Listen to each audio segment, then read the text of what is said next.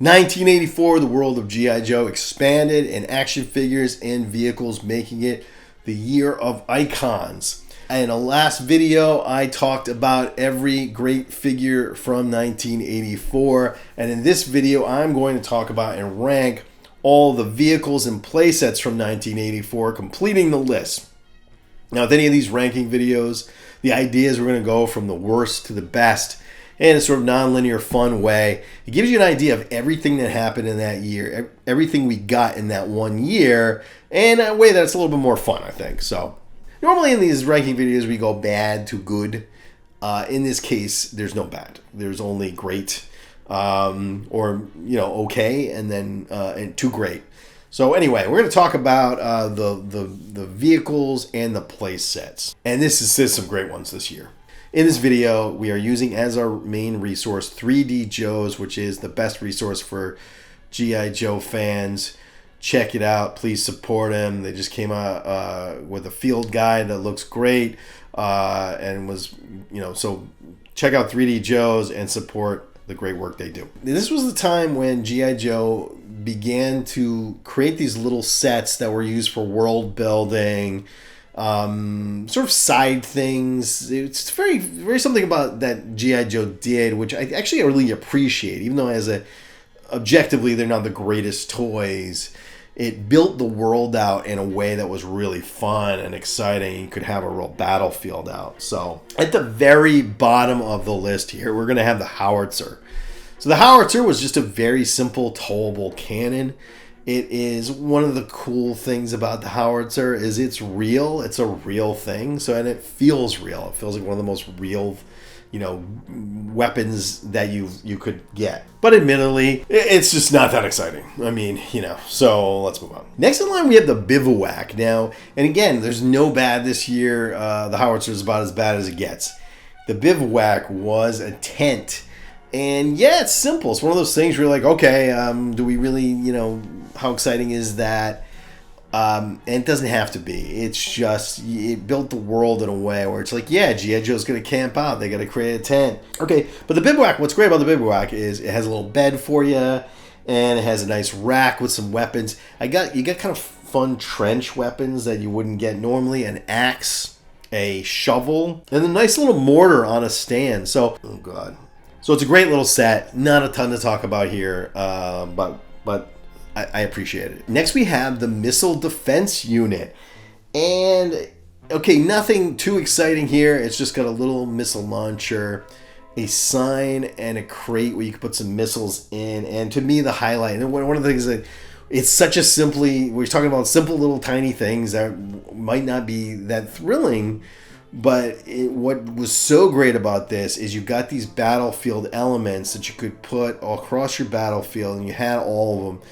And you could really lay out a place where you guys could be, hiding behind things. And it came with this 2-section wall that had a hole in it that looked like wreckage. So, which was so useful. So it's like the set itself wasn't not that exciting. That wall, I probably used that every time I ever played. It was just one of those things. It's just like you had that wall, you're using that wall. Which brings me to the next thing, because even better than that wall is to have a gas can and some sandbags, which is what came with the mortar defense unit. So this is a set that's just like it's a mortar, kind of bland looking mortar.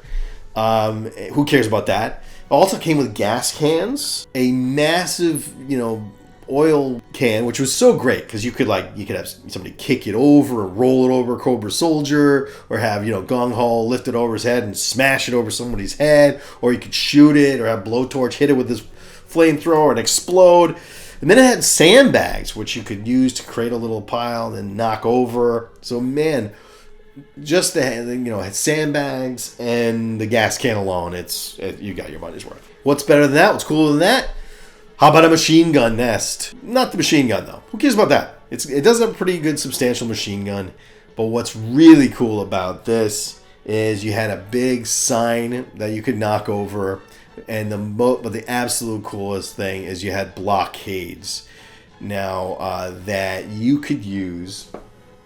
But what the best thing about this was the barricades. You had those iron barricades that you could use to, block a stinger from riding in. And those elements are just so great. So all these sets were like, they're little tiny things that you build the world out with that really added a lot. And just like, for me, they were used constantly. Just like overall, each set had its main element not that interesting, but the little pieces piled together was like, I would love to see Classified come out with like one set that has all of these like things. Just, you lay out a nice little battlefield. You can 3D print them too, though, I'm sure. Next in line, we have the Watchtower, which again is such an underrated little piece, which is, it's just a simple little watchtower with a ladder. And then on the top, you have some sandbags and machine gun and the spotlight. But what was so awesome about that was knocking it over and destroying it, right? It's just having a stinger go through and just take it down, have the G.I. Joe flinging from it, or have Buzzer come in with a chainsaw and just knock it off. And, so you love that thing. Again, one of those things is just constantly using the stuff. Next in line, we have the Manta. Now, the Manta was a mail order thing, and admittedly, it wouldn't really work. It's basically a wind sail, but it has a missile on it, and it has this machine gun. So it's actually Stalker's gun, same gun as Stalker, but it would clip onto the side of the windsurfing, thing. And had like a remote control firing thing. And then you could like disassemble it and you put it in this backpack. But the backpack was so big that no one could carry it without dying. Like just would never work. But just the idea was good. It's weird. It's goofy.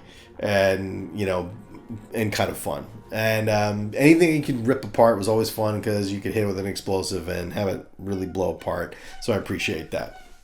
And it was mail order. Anything you get mail order is better because you got a mail order. You get things in the mail. Every time I get something in the mail, I'm excited.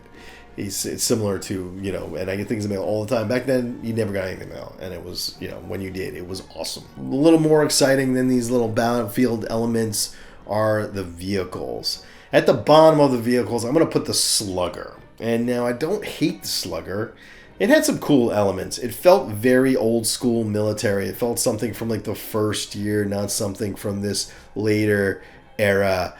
And it was basically a giant moving cannon that was so powerful. It had to have this this piece that would extend out its back that would stick in the dirt because otherwise the kick from the Slugger would, knock it back. Very cool element, but it's just not that exciting. A little more exciting than the Slugger is the Vamp Mark II.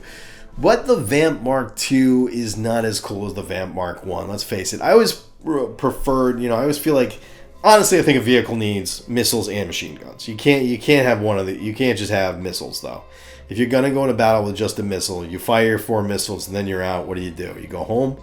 You needed some sort of other weapon on this thing. So the missile launcher works. It is cool that it has the iron doors, has the, some doors on it.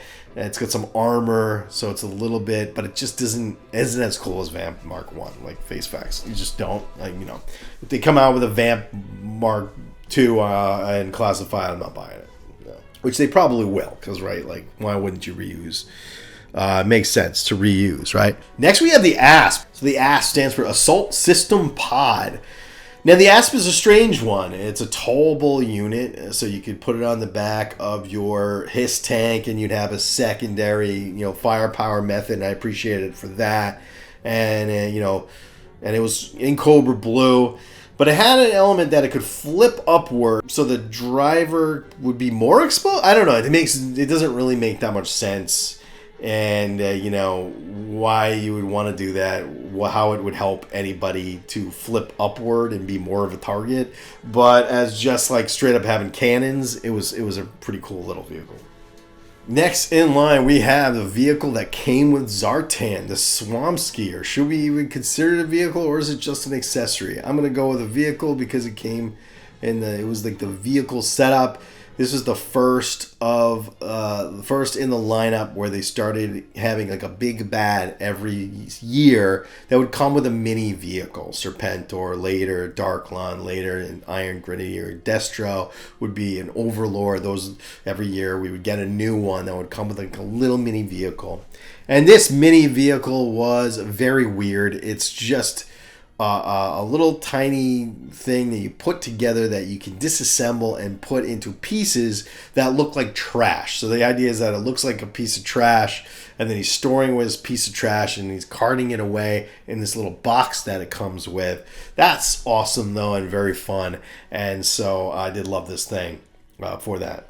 What's great about anything that pulls apart that easily, that you can destroy very easily. So having somebody bazooka hit it with a rocket launcher and blow it up was always fun because it could shatter into a million pieces, and then you could have a fist fight with all the pieces. So it was fun. It was fun. Now we're getting into the good stuff here. This is the good stuff. This is a great year for vehicles. We have the Stinger, and the Stinger is Cobra's fast assault vehicle, similar to the Vamp. What I love about this vehicle is it's armored and it has these nasty looking missiles on the back. But the greatest thing about it is in the front bumper, it's got this nasty looking bumper with the spikes on it, so you can just run it through a Joe and just spear him on the edge of it, and very fun. So that's the Stinger. Okay. Next in line we have the Skyhawk. I love the Skyhawk. So the Skyhawk is, and of course, there's a Skyhawk now coming out from Fans Hobby, third-party thing, calling it something else. It's like Aerial Eagle or something like that. But the Skyhawk was awesome. Makes no sense at all. Wouldn't fly in any real-world situation. Doesn't have wings, It just makes no sense. But if you can just part ways with reality for a little while, it has a vertical takeoff and landing system. So you could have it, the engine would flip downward, it goes up, and then it flies through the air. And it had some nice little machine guns in the front, armored cockpit. You can imagine some glass there so that it's not so exposed as so many vehicles in G.I. Joe are, exposing the driver to horrible death. The Skyhawk would, in theory, have bulletproof glass on there, and then some rockets on the side. And then the idea was that you had foot pegs for a guy to ride along on the side. I don't know what kind of crazy, like if you ride on the side, if you were hanging on by those foot pegs, you're dying. So that makes no sense whatsoever. Why anybody would do that? You're not riding on the side of this thing. So that never makes realistically makes no sense. As a kid, I was all about it. I was like, yeah, let's ride on the side, I'll shoot. No, the wind would knock your ass off and you would fall to your death. So, but whatever, we'll let it go. The Skyhawk is pretty great vehicle. Okay, next we have Copperhead, the Florida man of Cobra, his water moccasin, and this thing is so great. We got to get one in the classified line. One of the things I love about the water moccasin is, it's heavily armored. Like a lot of G.I. Joe vehicles, you had panels that you could take off so you could see inside, see the engine, see the working pieces. And then it had it's one of the great things about this. It's a water moccasin.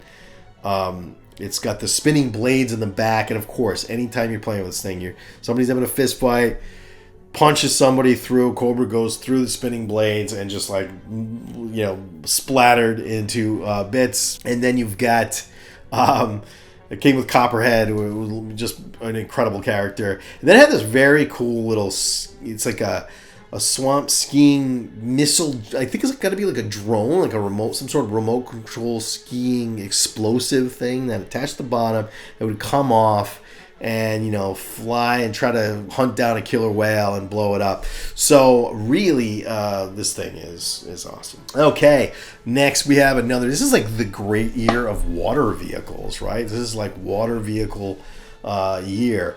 We have the Shark, which is an absolutely awesome thing.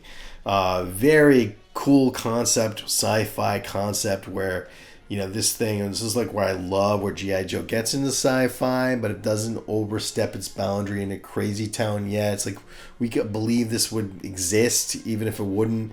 or doesn't. But you have a plane that can go from underwater, and where it's sort of like a little submarine ship, can float through underwater and battle underwater, and then fly out of the water into the air. And it's got these two panels would pop up, which is very cool. You have a little trigger, the panels pop up, and you got two little laser guns. And then you've got rockets on the bottom, and it had a mystifyingly weird thing on it. It did have this mystifying piece on it, and that you could take off the two missiles on the bottom, and there were backpack pegs, so you could stick two Joes on there, and they could hitch a ride. And then I used to make it so that they were shot off it makes no sense, like torpedoes. It's stupid. Okay, but it was awesome. So great. One of the coolest vehicles, one of my favorite vehicles in G.I. Joe, and gotta get that one in classified soon. Next in line, and this is, I'm putting it high. It's a little tiny vehicle, but sometimes the little tiny vehicles are the ones you get the most fun out of. For me, that's what it was with the Cobra Claw.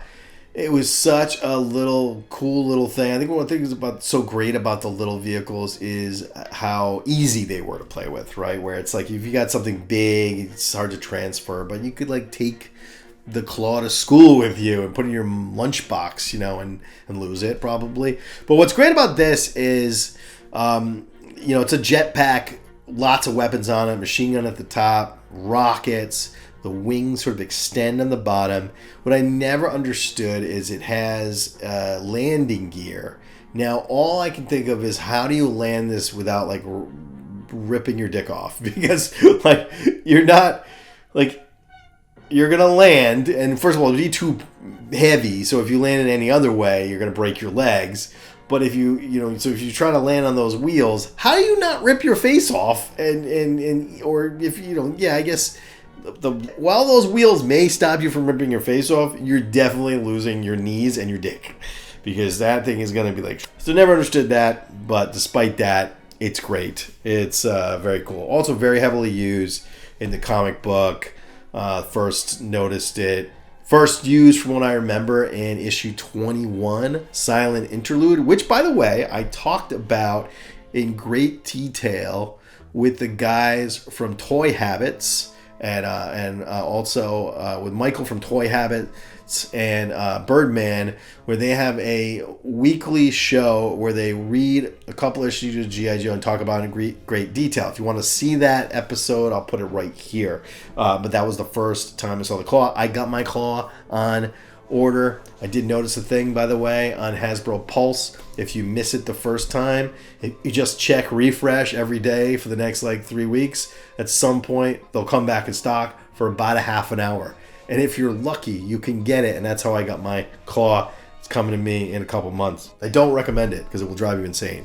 But that is a way that you can maybe get the thing that Hasbro should get their head out of their ass and realize that if every time I put out an item it sells out within a day, maybe I should make more of them. Jackass. Next in line we have the Rattler. Now let them come again. The Rattler, number 2, the number 2 coolest thing in the year. And what a great year of vehicles. The Rattler is amazing. First of all, it is just laid out with bombs. It's a bombing vehicle. Just your strafing run, just destroying everything. It's a tank buster. That's what the Rattler exists to do.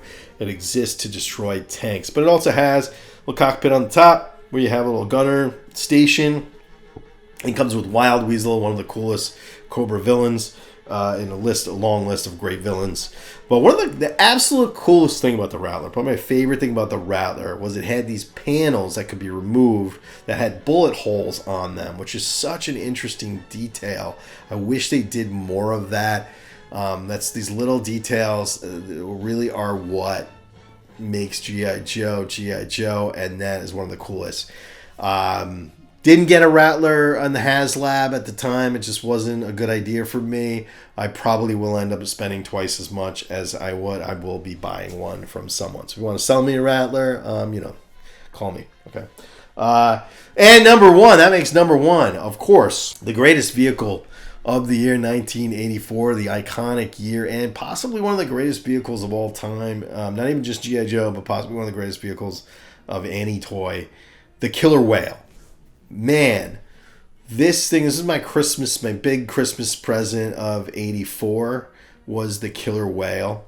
And I wanted this so bad, and it is so awesome.